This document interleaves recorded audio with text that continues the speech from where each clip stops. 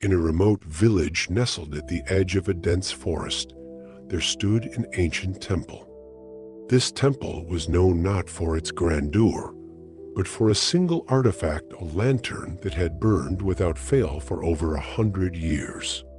The villagers believed the lantern held the essence of truth, and they revered it as a guide through life's uncertainties.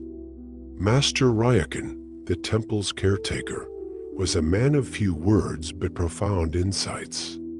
People from far and wide came to seek his wisdom, often leaving with more questions than answers. One day, a young woman named Aiko arrived at the temple.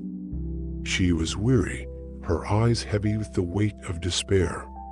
She bowed deeply before Master Ryokan and said, "Master, my life feels like a shadow. No matter how hard I chase the light, the darkness follows. Please show me how to escape it."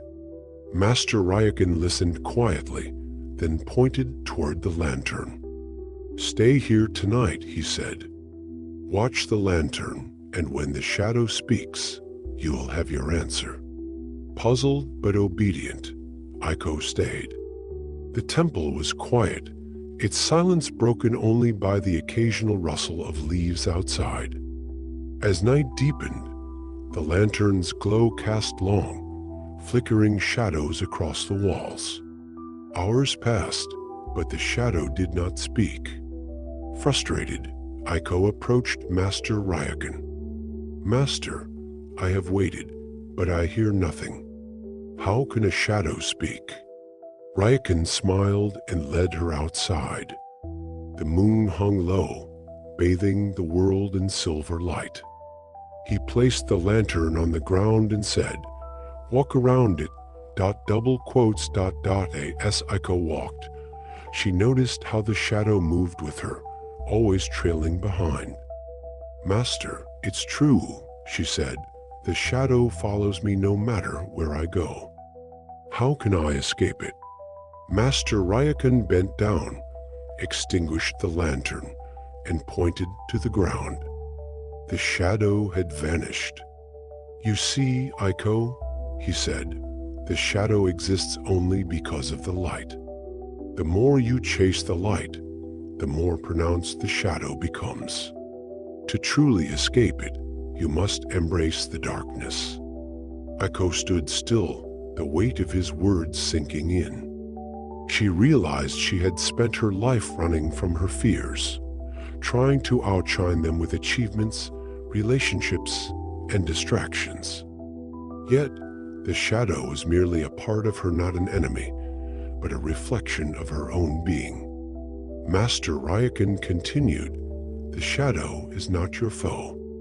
It's a teacher. Without it, the light would have no meaning. When you stop running and simply sit in the stillness, you'll see that both light and shadow are part of the same truth."